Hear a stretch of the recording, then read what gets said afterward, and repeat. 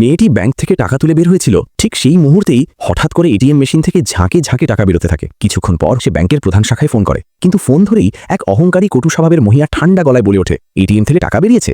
বিশ্বাস করবো কিভাবে? উল্টো মেয়েটিকে গরিব বলে ব্যঙ্গ করে এসে বলে, সত্যি হলে তো তুমি টাকা নিয়ে পালিয়ে যেতে, কেউ আবার ব্যাংকে ফোন করে নাকি? এই কথা বলেই বিরক্তির সঙ্গে ফোন কেটে দেয়। অপমান আর রাগে মেয়েটির সঙ্গে সঙ্গে অভিযোগ দায়ের করে এবং চলে যাওয়ার সিদ্ধান্ত নেয়। কিন্তু কয়েক কদম যেতেই থেমে যায়। সে ভাবতে থাকে, এত বড় অঙ্কের টাকা, আর ঘটনাস্থলে সে নিজেই ছিল। যদি কিছু হয়, সব দোষ এসে পড়বে তার উপরই। ঠিক তখনই সে সিদ্ধান্ত নেয় টাকা ফেরত দেবে, যেভাবেই হোক। দুটি বড় লাগেজ এনে সব টাকা ভরতে শুরু করে। গুনতে গুনতেই তার হাত কাঁপতে থাকে। পরিমাণটা দেখে সে প্রায় ভেঙে পড়ে।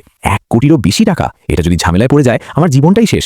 এক মুহূর্ত দেরি না করে সে গাড়ি রেখে সোজা ব্যাংকের প্রধান শাখার দিকে ছুটে যায়। কিন্তু ভাগ্যের নির্মম পরিহাস, সেখানে গিয়েই তার মুখোমুখি হয় সেই একই অহংকারী মহিলার। মেয়েটির কথা শুনেই মহিলার মনে পড়ে যায়, এই মেয়েটি সেই অভিযোগকারী। ম্যানেজারের ধমক খাওয়ার রাগে সে আরও খেপে যায়। সাদামাটা পোশাক দেখে আবারও কটাক্ষ, গরিব। এই সময় ম্যানেজার জানতে পারেন অভিযোগকারী ব্যাংকে এসেছে। ভয় পেয়ে মহিলাটি তড়িঘড়ি মিথ্যা বলে, ও আমার গ্রামের গরিব আত্মীয়, এসি খেতে এসেছে। ম্যানেজার বিরক্ত হয়ে বলে, তাহলে তাড়াতাড়ি বের করে দাও। ম্যানেজার চলে যেতেই দুজন সিকিউরিটি গার্ড ডাকে। এদিকে মেয়েটি লাগেজ খুলে সব দেখাতে যাচ্ছিল, ঠিক তখনই এক পা দিয়ে লাগেজের উপর চেপে ধরে মহিলা চেঁচিয়ে ওঠে, কে জানে ভেতরে আবর্জনা আছে নাকি টাকা?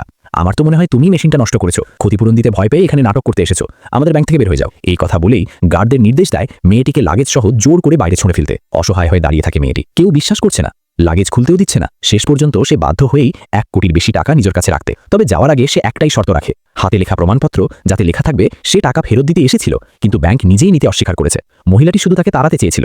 এক মুহূর্ত না ভেবেই রাজি হয়ে যায়। ট্যাক্সিতে উঠে সে মনে মনে বিজয়ের হাসি হাসছিল, কারণ সে নাকি এক ধনী ব্যবসায়ীর উপপত্নী হতে চলেছে। ঠিক তখনই ফোন বেজে ওঠে। নেতার গর্জন, লিনা, তুমি জানো তুমি কি ভয়ঙ্কর বোকামি করেছো? ভাগ্য ভালো, পরে ব্যাংক আবার খোঁজ নিতে এলে মেয়েটি কোনো রাগ না রেখে পুরো 1 কোটির বেশি টাকা ফিরিয়ে দেয়। এই কারণেই একটা বড় বিপর্যয় থেকে সবাই রক্ষা পায়। আর সেই অহংকারী কর্মকর্তা নিজের দায়িত্বহীনতার জন্য শেষ পর্যন্ত উপযুক্ত শাস্তি পেল।